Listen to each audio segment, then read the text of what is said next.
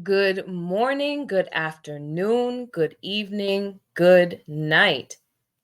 Welcome to another episode of One Track Record. I am your host, Shayna, and today, as promised, as you guys voted, we will be doing the bonus track for The Little Mermaid for our series for the Fairytale Origins. Okay, I am so happy to be here. Thank you for your support. Thank you for those who have liked the videos, shared them, who have subscribed, and ultimately for those lovely comments that help with the show's engagement, which furthermore gives me insight on what you guys are interested in, right? I thank you for that. It's very much appreciated. I'm feeling the love. I love you guys. You track stars are amazing. Okay. So, of course, before I get into today's content, I gotta do a little trigger warning. So, today's content may not be suitable for those who are under the age of 17, 18, that cusp. Okay. However, with parental consent, you may stay and listen. Today's content is very triggering and may not be suitable for those who may feel that they suffer from mental health problems. And again, say it with me, I am not a licensed psychologist or psychiatrist.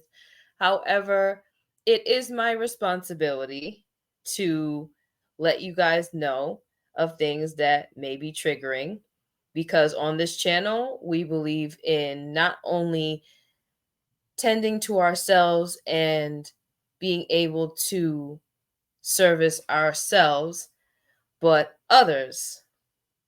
And the ultimate track record that needs to be maintained is not just with yourself, but with the Most High.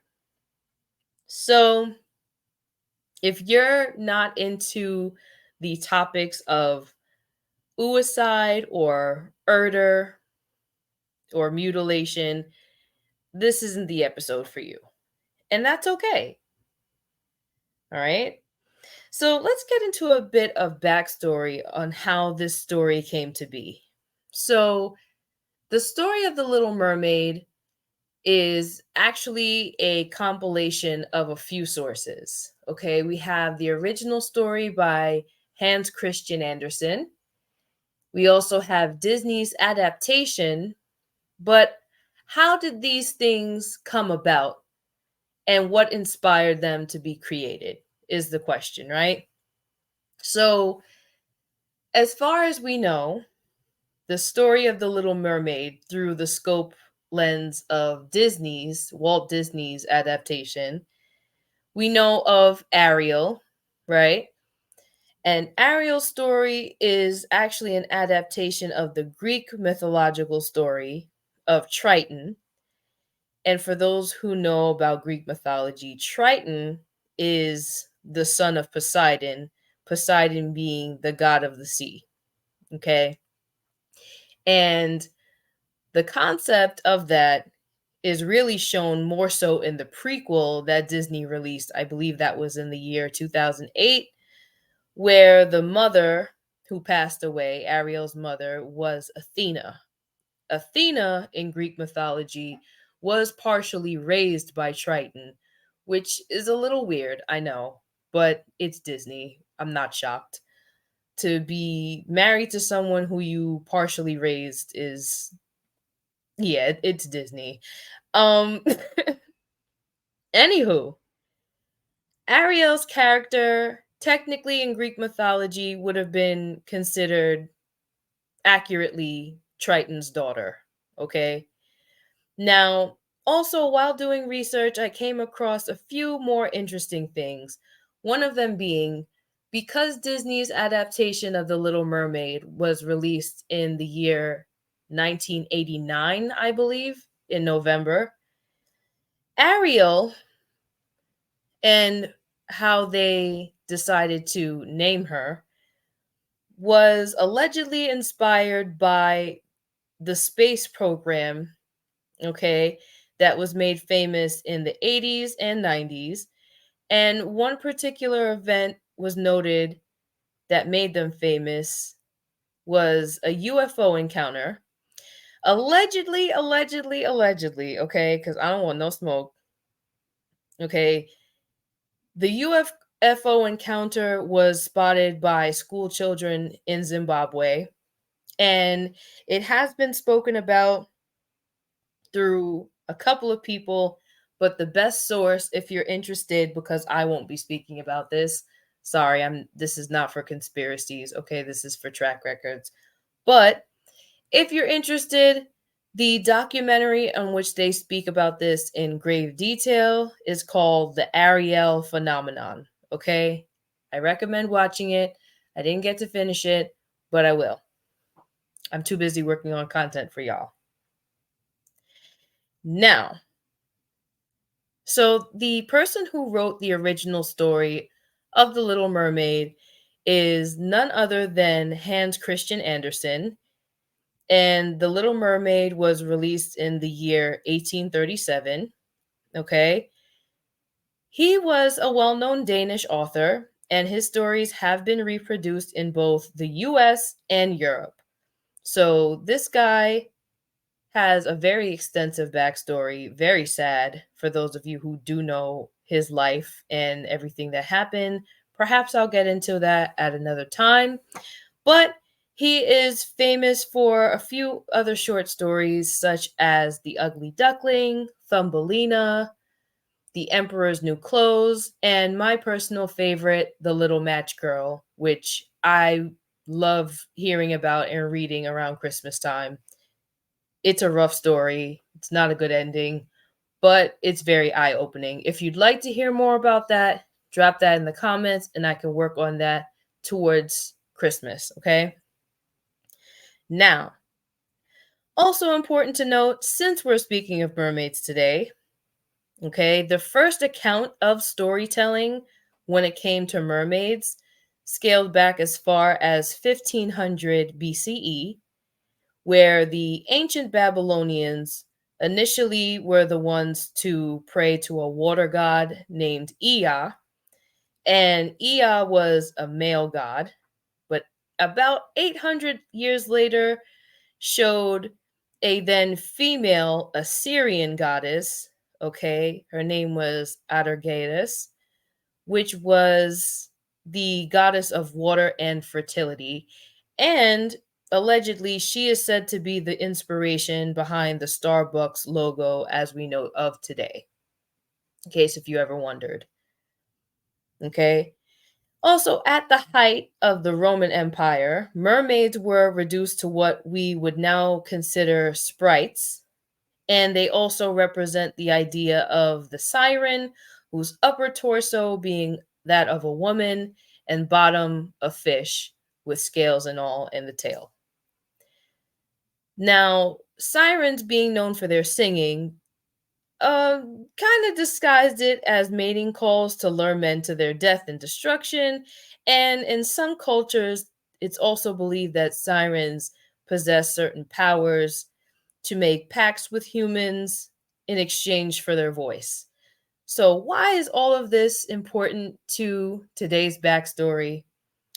Well, let's get into that. So, despite Anderson's story of the Little Mermaid and the origin of the belief of mermaids, his story was actually basically composed off of two different texts that predates his. Okay. So in the 1500s, there was a physician named Paracelsus. Okay. And he created a philosophical and medical text that spoke about sylphs, nymphs, salamanders, and pygmies. Okay, and in said text, there is mention of a particular race of fish folk called the Undine. And the Undine are basically mermaid like creatures who lack a soul, and undines were thought to have gained souls by marrying humans. Now, we know on this channel, marriage clearly, as we've discussed in previous episodes, isn't just along the idea of exchanging vows and kissing, okay? Marriage really is more so of the act of consummation, is what I mean by them trying to marry with a human, creating soul ties.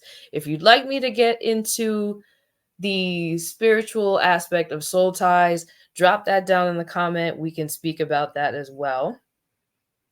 But in another text, okay, that had been released in the year 1811, we have Friedrich de la Montfouquet, and he was a French soldier who expanded on the Paracelsus theory through his short story called The Undine, which was about a water nymph being rebellious to receive her human husband. And she tried to marry the human, but was trapped underwater, and a mysterious creature instead marries the human.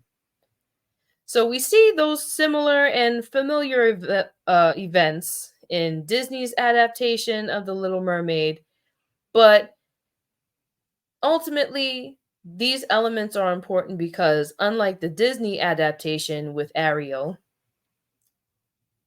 Anderson's Little Mermaid was not named, and she's not trying to get hitched for the sake of love, but rather the ambition of becoming immortal to redeem a human soul.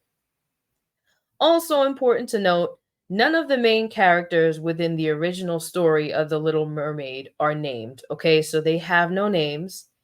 In today's story, I'm also going to be revealing the sinister and grave details of the deal, the pact, the oath, whatever you want to call it, between the Little Mermaid and the Sea Witch and how everything went wrong. Okay? So, folks, again, just a warning, this story does not have a happy ending. It's more bittersweet. Okay? And like the previous story I've covered, Rapunzel, this comes with a devil's bargain. Okay? So it calls the reader, or in this case, listener, to question two things. At what depth are you willing to sacrifice for what you really want? And two, is it worth it by any means necessary? For the sake of making this story easier to follow, I've decided to name the characters myself while sticking to the original format as best as possible to Hans Christian Andersen's origins. But without any further interruptions, let's begin. Our story begins of the Little Mermaid's grandmother, which I will name Donna, combing through the 15-year-old mermaiden's hair, whom I will name Alice. Donna is fixing Alice's hair and crown made of lilies and coral. "Grandma," cried Alice, "tell me again about the mountains you saw when you went near dry land." Alice sat in Donna's lap as she pet a nearby iridescent fish. Donna giggled. "Have you not heard enough stories of the dry world beyond our waters?" Alice shook her head vigorously as Donna thought to herself, "This may be the last time I am ever going to be asked about anything from Alice. She's growing up so quickly." Alice was the last of Donna's 7 granddaughters, and today made her 15th birthday. Today, this meant she was finally deemed old enough to gaze upon the waters at the top of the shore. All of her sisters had been eager for their own day of freedom and exploration, but none were quite as excited as Alice. Alice had always been one to dance to the beat of her own drum. While her sisters, asked Donna about stories of romance, suspense, and all things excitable, like the sea witch from the Polypi forest far beyond the palace's grounds. Young Alice simply wanted to know what was outside of her reality in the forbidden dry land at the seashore that she could not access until today, of course. Outside of the castle stood a small garden that Alice claimed. In the center of said garden was a peculiar statue of a tall, handsome man carved to perfection made of marble. Around the statue, she decided to make a shrine like path shrouded in crimson florals and a kelp decorated pathway. She called the statue her little prince, sitting next to him most days while dreaming about where he came from. Finally, Alice thought, maybe I'll get to meet the human behind the gaze of stone on the surface world. At dusk, Alice began to make her way up towards the water surface with Donna, trailing behind her as she latched an oyster from her dresser to the back of Alice's tail. As a sign of great nobility, most mermaids wore 6 oysters, but today, Alice would wear 8. Ouch! Yelped Alice in pain as she paused her swimming. Donna giggled. My child, you look so elegant. She hugged Alice midway through the journey to the surface. As she reached for a second oyster to attach, Donna looked upon Alice's anxious face. I know this hurts, but pride must suffer pain.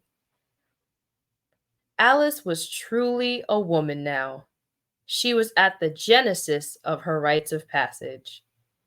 Experiencing pain, which inevitably all women come to know, soon she would see how pain and discomfort make the best teachers.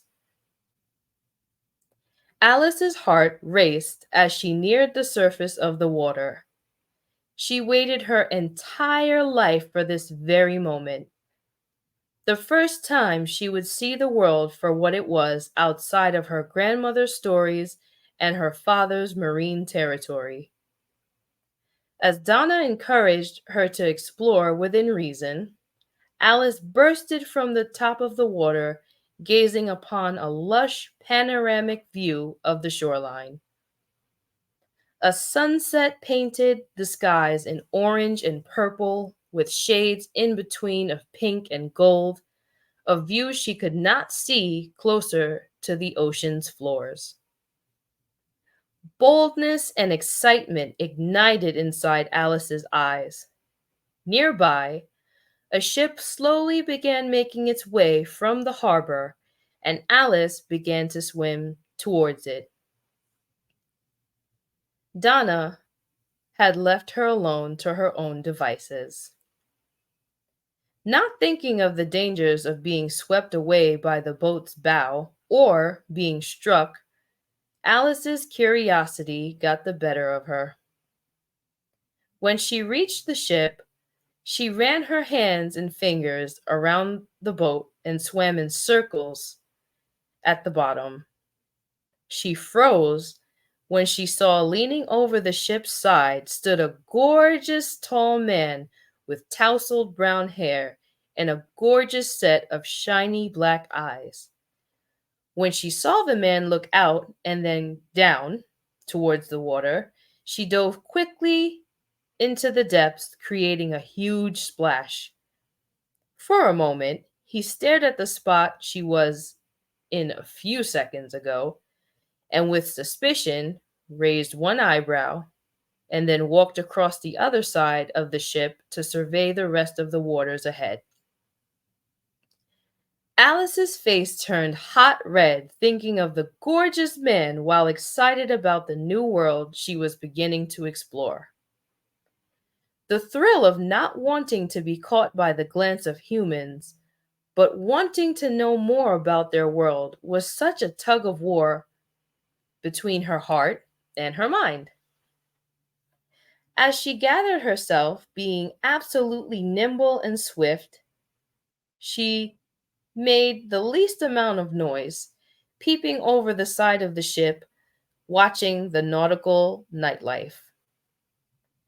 She watched a man's ability to manipulate fire in his hand, lighting lanterns as they individually grew from a small sputter sound into a bright orange yellow glow in every corner of the ship.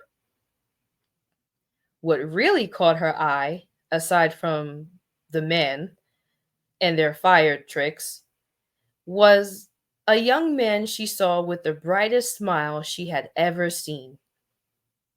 She thought to herself, his smile is even brighter than the big orange flames they create in each other's hands. She sighed, eyes fixated on them, for the prince had a light in him that shone above all of his own lanterns. Alice could spend the whole night watching him. Hours had gone by, and the sky became gradually darker and darker. As it began to thunder and rain, Alice's upturned face began to be pelted by large droplets of water.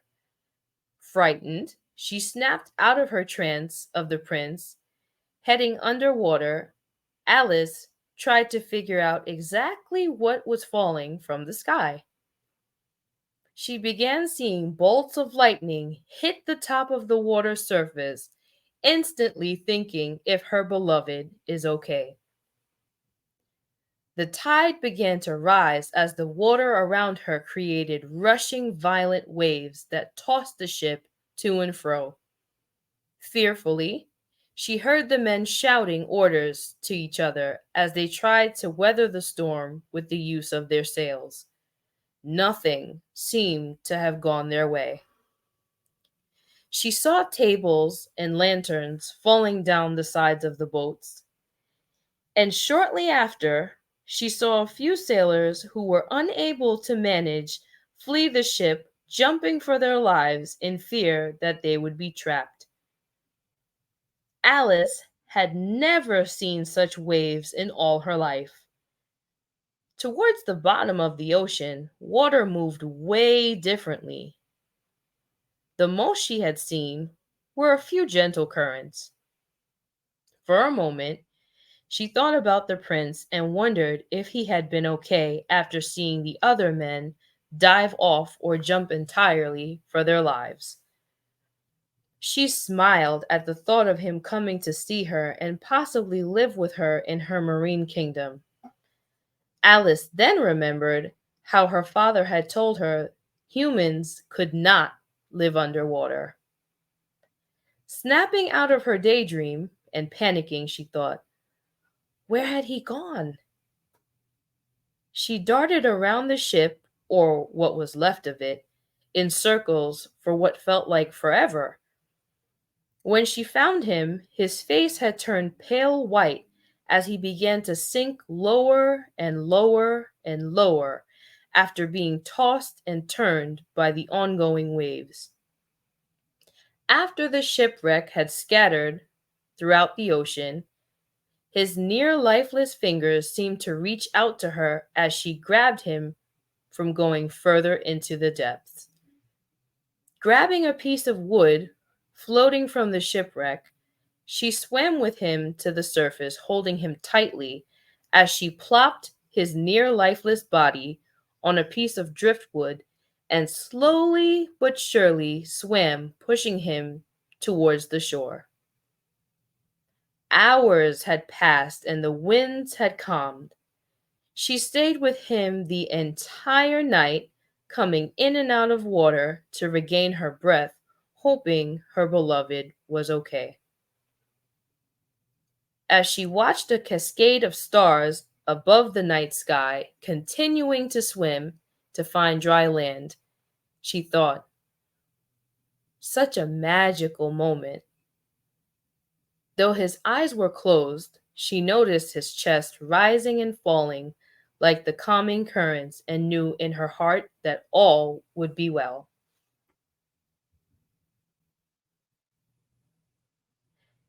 As she watched him, she thought of the marble sculpture in her garden and began to focus in more on getting him to dry land.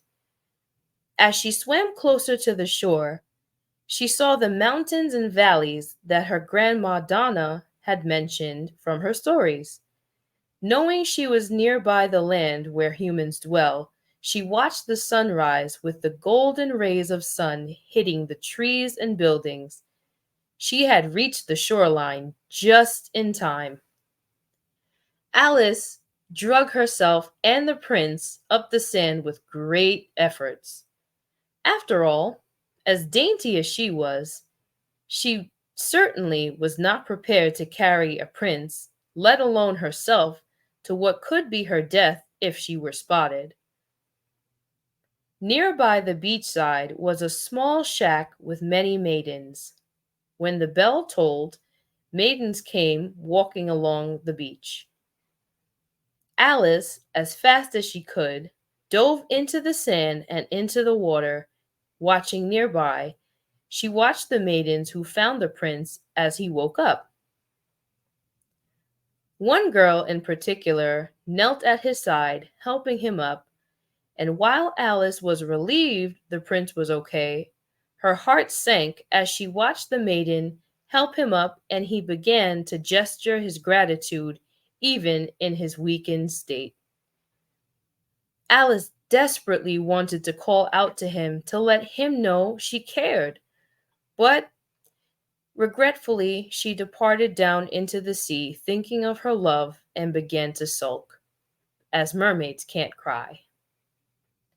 She knew in her heart of hearts that they could never be together as long as she lived underwater and him above it. On the days following her 15th birthday, Alice began to fall into a depression, thinking of nothing but the prince and her unhappiness while swimming upwards to see the surface world. She realized all of these tragic events that happened to save the prince compared to her mundane and mediocre safe life underwater was a dull comparison. Her gardens surrounding her father's underwater palace were just not enough for her anymore. She wanted more from her life. The palace alone, despite being amongst her father, sisters, and grandmother, felt grim and uneventful. She often found herself swimming to the surface from where she rescued the prince from the shipwreck. Upon gazing, she noticed in the vista a castle made from yellow stone that gleamed as beautiful as all the sunsets she enjoyed watching every day since her birthday. Alice bobbed in the water daily, up and down like a cork, waiting patiently in hopes that one day the prince may walk along the shoreline so that she may see him, or maybe even approach him if she felt bold enough. As she floated amongst the surface one beautiful sunset evening, the odds were in her favor.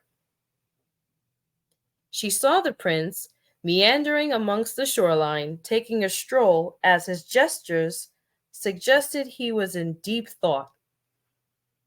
Sitting atop his tousled brown hair was a golden crown made with rubies and gold. Alice then realized he must be a prince, as she began to feel her own crown in her beautifully coral and lily decorated hair. Over the next few weeks, Alice came to the surface every evening to watch the sunset and hoped she would have yet another chance to see the prince, or her prince, she thought to herself. Alice had always wondered about the world above the surface all her life. She started focusing more on the humans who inhabited this strange yet intriguing world. In her mind, after studying how humans interacted and entertained themselves each day, She began to like humans and wanted desperately for the chance to be amongst them. To Alice, they seemed to have lived life carefree in a way that was different and far more interesting than her carefree life under the sea. One particular day, the day of the annual Marine Palace ball, Donna had helped to prepare Alice with her hair and tail. Alice turned to Donna asking, "Grandmother, if humans are not drowned, would they ever pass away as merpeople?" Donna laughed. "Humans perish just as we do. However, they perish much faster than we merfolk. When merfolk perish, we turn into sea foam. Humans, however, have souls that when they die, they can reach the heavens." Taken aback, Alice in that moment wished she could cry. To her, there was little to no hope that her and the prince would ever stand a chance. Alice gulped and took a deep breath as she gathered the courage to ask, "Is it possible for a mermaid to have a human soul? I would give whatever I have that's required, honest."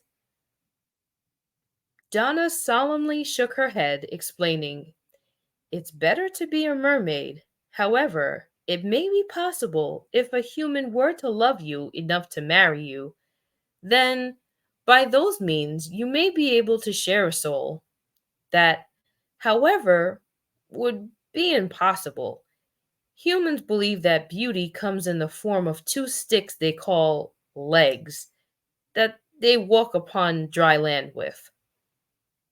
Donna looked into Alice's eyes and reassured her. Life as a mermaid is much better than a human.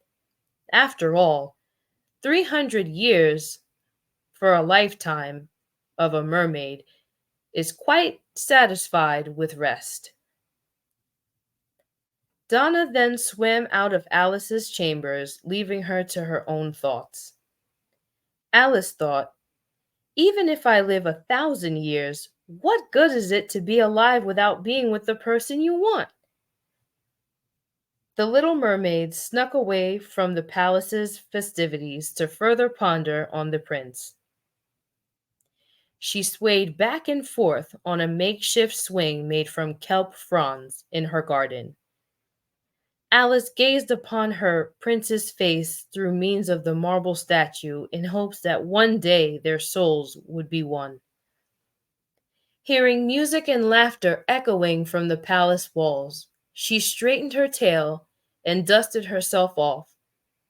Without a second thought, she left the party and thought the only person she could go to see who would help her by any means necessary would be none other than the notorious Sea Witch. When Alice was a girl, she heard of endless stories from Donna as her sisters and Alice would listen of the Sea Witch who lived amongst the center of a polypi forest. Amongst the forest were thousands upon thousands of anemones with finger like arms that grab at anything within their reach and would kill anything brave enough to be compromised by its embrace. Terrified, as any merfolk would be, Alice made her way towards the polypi forest. She surveyed the branch like arms in the thicket of tentacles and took a deep breath. She looked behind her, thinking of her family at the palace. Then she looked forward, thinking about the prince she so desperately wanted to share an immortal soul with. In desperation, she held her breath as she swam as fast as she could through the thicket, creating a vortex. Alice used all the muscles in her tail and torso as she kept her arms close to her body and swirled into the depths. As she swam faster and faster and faster through the makeshift portal, She began to notice some of the polypi had fish and other items clutched within their finger like, mucus covered grasp.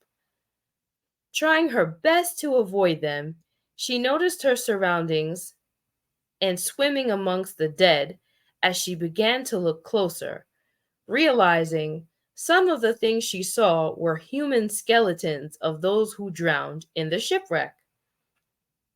A mucus like finger touched Alice's hair as she screamed in horror.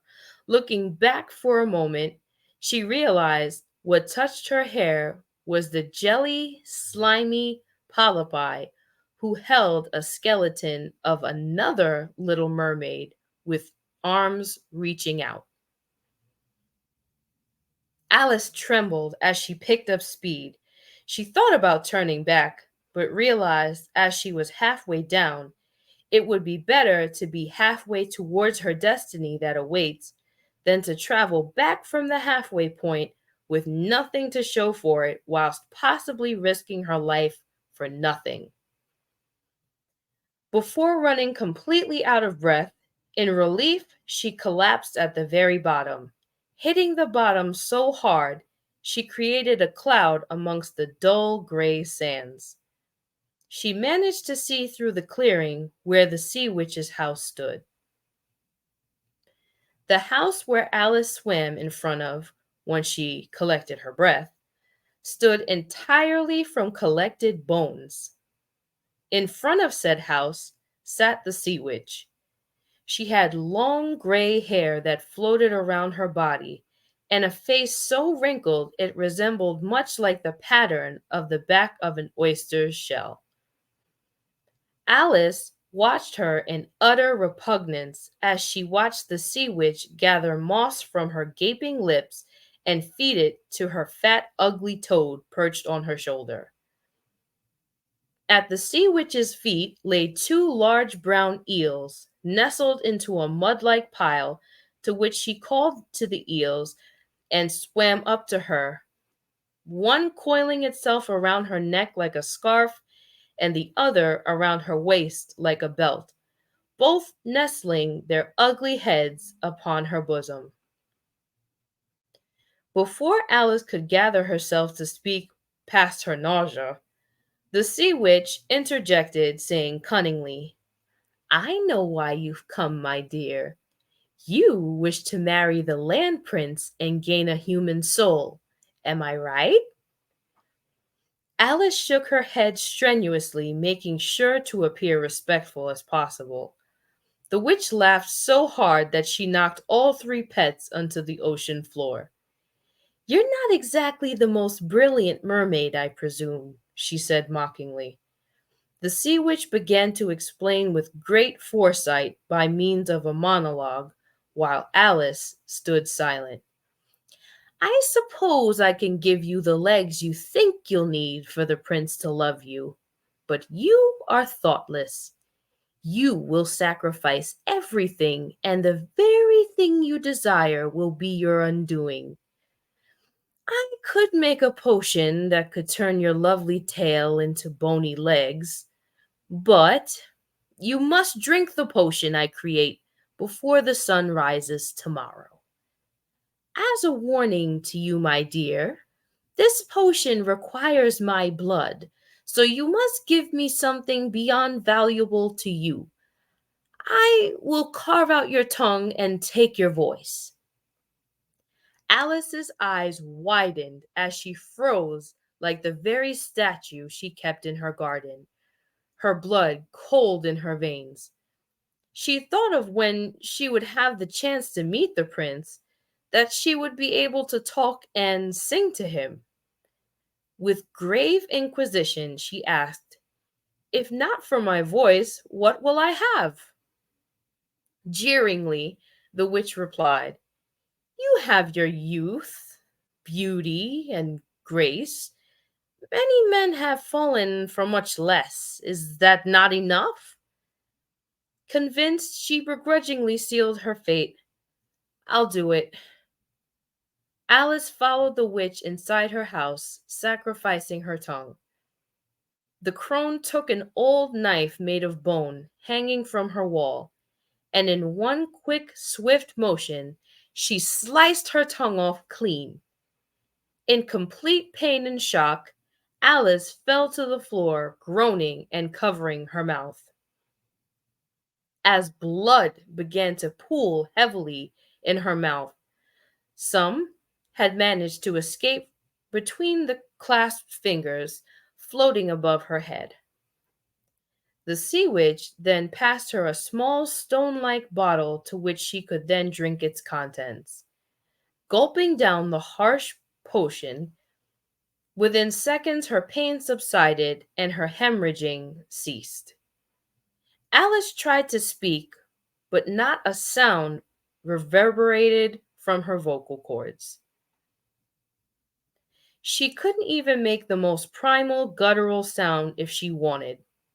Still on the floor, she looked over at the sea witch, making a concoction standing over a cast iron cauldron, reciting verbiage suggestive of chants and spells while stirring the pot using the knife. The sea witch slashed a long gash across her bosom. Thick black ink like blood rushed down her torso and into the pot, creating a bubbling, crackling, popping noise. She mixed the concoction, pouring its contents into a glass bottle, and handed it to Alice. Before instructing Alice to drink the potion, the witch warned her, "There is one last thing you should know. Once you have become human, you may never return back to the sea. If you do not win the heart of the prince, you will die. When the sun rises in the morning after his marriage to another woman, your body will turn to sea foam on the waves of the surface. Understood?" Alice nodded fearfully. She thought to herself, "If I am brave enough to make this trip this far to get what I want, there's no backing out now." As she agreed, the witch cackled the most unholiest of cackles, watching the princess back away slowly from her house of bones. Alice once again made the trip through the forest of the polypi, this time being far less difficult. She noticed the polypi peeled back its tentacles as if they had knew the fate of the little mermaid. They sensed somehow within the glass bottle she held that something terrible was about to happen. She swam to the golden gates of her father's palace for what she knew would be the very last time. Alice understood. In order to feel satisfied and happy, she would never be able to see her family again. For a moment, she was heartbroken. But as she rose to the surface of the water outside of the prince's palace, behind the shoreline, she removed the cork from the glass bottle and drank every last drop. She began to twist and contort as her fin split in half. Her scales and gills had dropped, forming flesh-like sticks that pained her. She felt like a lightning bolt had shocked her entire body. Feeling drunken and body too engulfed in torment, Alice fell back towards a marble pillar and slowly closed her eyes until everything went black.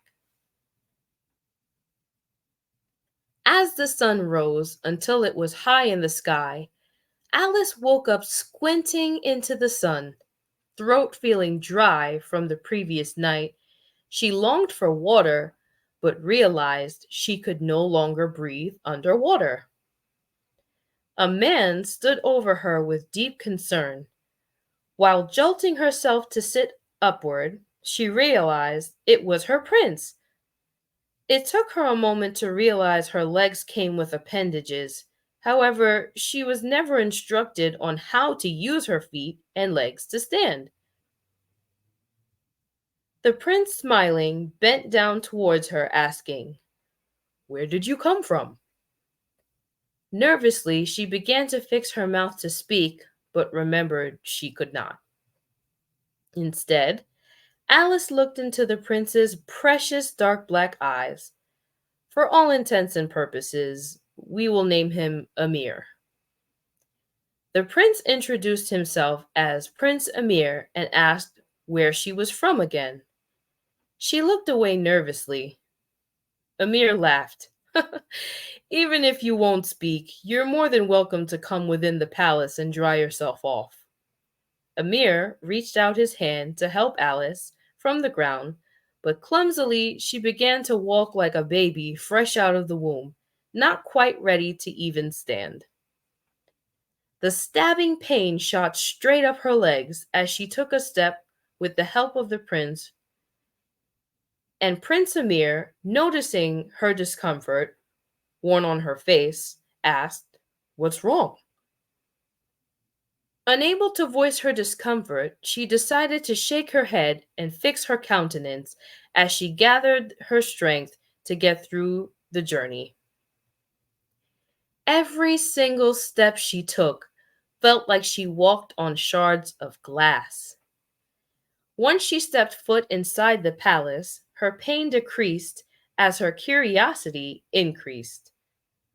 Looking upon every elaborate detail, her eyes spanned on the many beautiful tapestries, furniture, and exotic plants. She made her way towards the window, feeling the sunshine on her skin, and smiled. She always loved the way the sun felt from the water, but on land it felt even warmer. She then grabbed and touched the fine silk curtains and splashed her hand in the nearby fountain, whose spout seemed tall enough to hit the cathedral like ceilings extending to the heavens. Alice trailed through every corridor until she no longer had the strength to walk.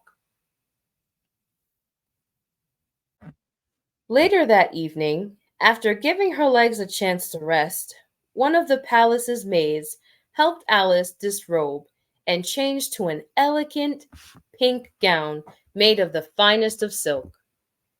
She led Alice down the rounding staircase and into a grand ballroom with many guests. Towards the bottom of the staircase, she met the eyes of many humans that she thought fondly of. As she also watched a group of singers who sung ballads in honor of the royal family, frustrated, she knew if she were to have her voice, she maybe could have joined them. Alice knew she could sing twice as good as any other woman there. Shortly after, the singers were replaced by dancers who entertained the crowd, accompanied by violinists. Alice didn't quite understand the concept of dancing due to her ignorance of the new mechanisms of limbs. With her newfound confidence, her inner voice told her that with these new legs, she knew she could outdance anyone there. She knew that the clock was ticking for her to make an attempt like no other to gain favor amongst the prince. After all, her life now depended on it. Raising her arms above her head, she stepped out and into the center of the dance floor as she painfully yet elegantly floated into what looked effortlessly in circles. She smiled past her discomfort as the other dancers began to clear from her path and watch as she so daintily graced the entire ballroom. No one in all the land had seen someone as lovely as her dance with such grace and poise. Little did they know, with each step grew more pain. What felt before like shards of glass with each step now felt like darts of fire and knives. When the music stopped, Alice rested her feet as the ballroom roared with applause.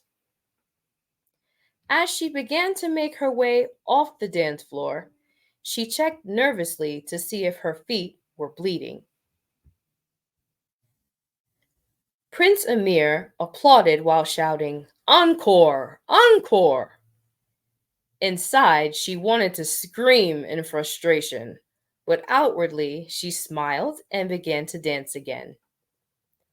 After this second dance, she gathered up the courage to walk up to Prince Emir and sit down beside him.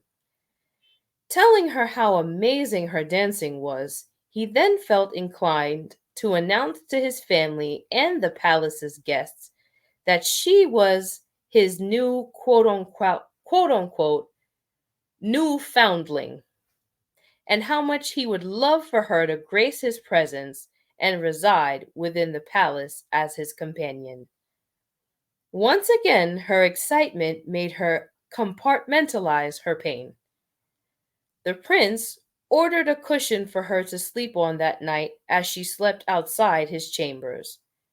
Prince Emir told Alice in the morning he would have her fitted for the most illustrious gown before wishing her a good night. As she laid on her velvet cushion, she began to imagine what her life would be like with the prince. For the first time in weeks since her 15th birthday, she began to see things looking upwards as she felt her depression melting away. Little did she know she was about to experience her first and last heartbreak. Despite her missing her merfolk family, Alice could not help but take a chance at love. Alice and Amir spent every day together. Although she did not have a voice and traded it into the sea witch in exchange for legs, she was happy enough just listening to Amir speak so passionately about the world through his observations and anecdotes. Doubt sometimes crept in as Alice began to think of what may happen if the prince were to meet another woman. She knew if that were to happen, she would die the morning after the prince's wedding, as foretold by the sea witch. Nonetheless, she was satisfied being with the man she was falling in love with every day. Amir taught her how to ride horseback as they rode into town together and into the sun draped forests. She enjoyed the way the sunshine felt as she watched the foliage and the birds around them fly and sing through the sky. In her heart, she felt just like those birds, free and happy enough to sing, being above the water on dry land and experiencing leisure and nobility outside the depths of her home. Alice took up new hobbies such as mountain climbing, anything to make herself seem more tolerable and desirable by Prince Emir, despite the familiar feeling of walking on shards. The smile never slipped from her face in desperation to appear happy and appreciative at all times. She even smiled as she slept. At night, when all the palace was asleep, she snuck off to dip her feet outside the courtyard near the shore to relieve her aching feet in the cold, numbing salt water. On one particular night, as she attempted her nightly salt water soak routine, she met the glance of her sisters who came to visit her. Unable to speak to them, they came back every night trying to convince their baby sister Alice to come home as their father had grown worried sick. Due to the terms and conditions of her blood signed oath, she could no longer speak or return home to which she knew and loved. All she could do was soak her feet and wave to her sisters each night they came. Once the sisters learned she had no desire to return, they called upon their father and Donna to come to the surface. Thinking by chance she would then change her mind and come home, alas, all they could do was watch their beautiful child as they grieved the fact they had no longer had control over her life. For Alice was her own woman now and had sealed her fate. As Alice spent more and more time with Amir, she began to fall into deeper levels of love. Respectively, Prince Amir, however, was fond of Alice, but not in a loving way. Prince Amir looked at Alice as a child, and though she grew to know of his true feelings, she still enjoyed every minute of every day spent with him, especially when he made her feel like a real princess when kissing her forehead and comforting her. She still felt for the moment that all the pain and agony and abandonment of her family had been worthwhile, replacing her marble statue outside her father's palace for a real human prince. One day, as the prince and Alice lay by the seaside, he confided in her that there was only one woman that he truly loved.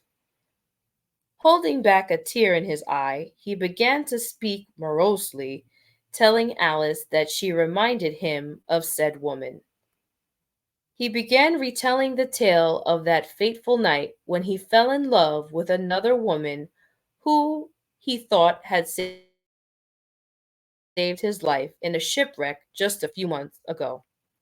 Naive Alice, excited at first, listened to him speak about the woman, but soon realized he had confirmed that another woman who had helped him up from the sand that day had taken the credit for her bravery and efforts.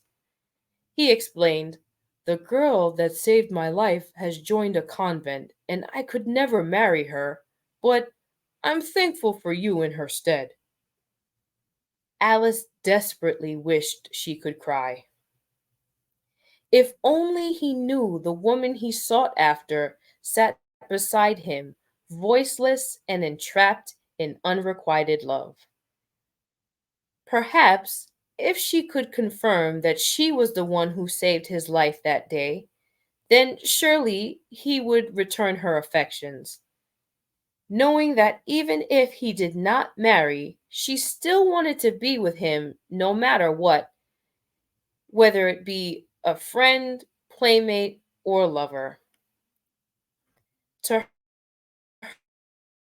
her misfortune, the king had already decided by that spring Amir would be wedded to a princess in a neighboring kingdom in hopes to strengthen their kingdoms.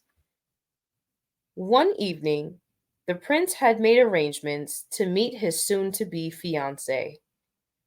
Before embarking on his quest, he told Alice, "I know already that I have no desire to marry this woman. Whoever she is, she cannot have my heart, being that it belongs to another. For the woman who has my heart I cannot betroth, but if I were to choose a bride, it would be you, my foundling." Little did Alice know she could potentially be replaced, but because she had sworn up and down that the prince adored her above all else, her false sense of security left her blindsided. He kissed Alice's brow and laid his head upon her chest before departing with his foundling. As they set sail, Amir asked Alice, "Are you afraid of the water?" She gestured no as she shook her head. Prince Amir began talking Alice's ear off about all the stories of his life on the sea after everyone on the ship had gone to sleep.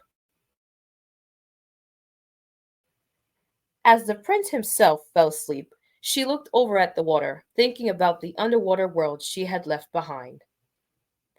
Alice wished she could tell Donna not to worry about her, or her sisters, of how she believed in her heart of hearts the prince would eventually choose her above any other woman.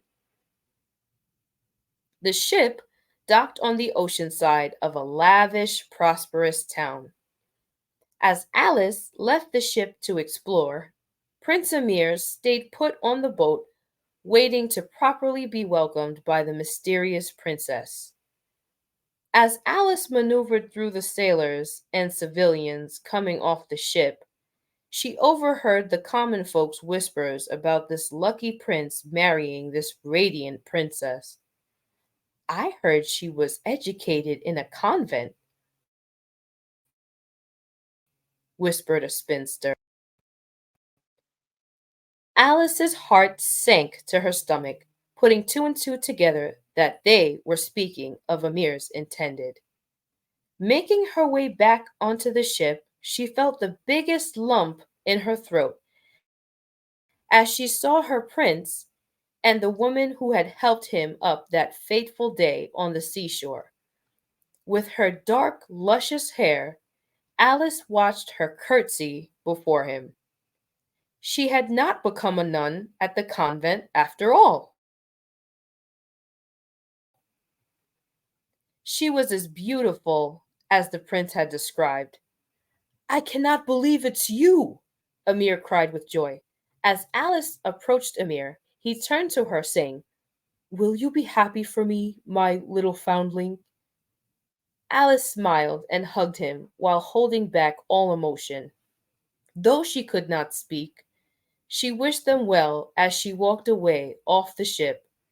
With each step, she felt her heart tear more and more, and, with each step, began to feel more and more pain. The wedding was on with no delay. The little mermaid had worn her notorious pink satin gown. Alice held up the bride's delicate lace train as she followed behind the bride down the altar. As they exchanged their vows and sealed it with a kiss, Alice knew this was her last night before her inevitable bittersweet death. They set sail that very night as the anxious new couple went back to Amir's kingdom and had the fanciest celebration whilst on the seashore. There was dancing and days' worth of food and the finest of wine. But Alice could not find the strength to partake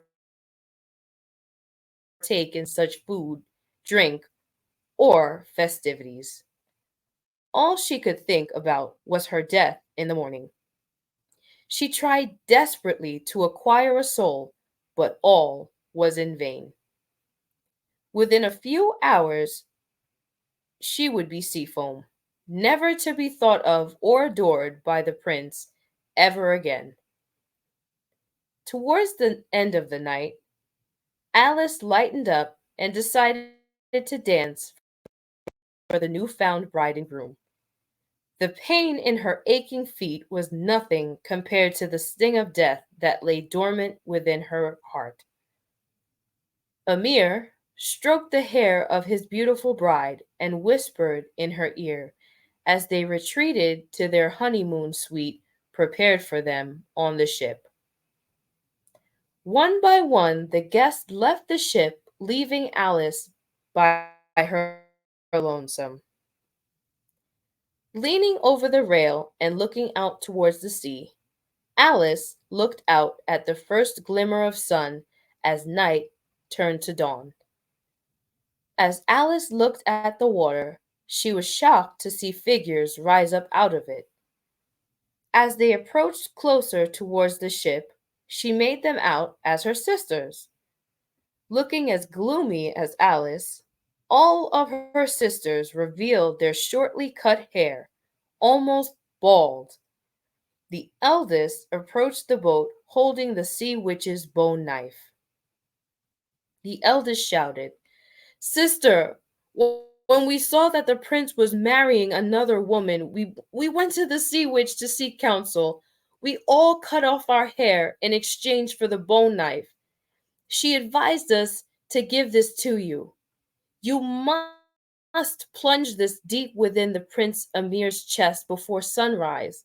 You'll then wash your feet in his warm blood and then return back to the sea to break the curse and be a mermaid once more. Please come back to us. In unison, her sisters called out and begged for her sister to get the deed done before the sun rose. They then sank beneath the waves, eager for Alice's return, and departed to their underwater palace. Alice, wanting them to leave under the water, shattered her heart. Despite her unrequited love, she still loved the prince and she did miss her sisters. Whatever will I do? Alice thought. Whatever it is, she decided, she knew she would have to act quickly. As the pink light of early dawn revealed itself, Alice looked at the bone knife in her hand as she stepped towards the honeymooners. She drew the curtains back as she saw the bride's head on the prince's chest.